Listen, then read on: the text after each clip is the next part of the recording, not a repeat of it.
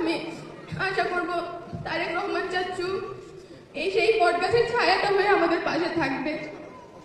আমার এতটুকুই চাওয়া চাচ্চুর কাছে, তিনি আমাদের পাশে থাকুন, আমাদেরকে একটু দেখুন, আপনার বেশি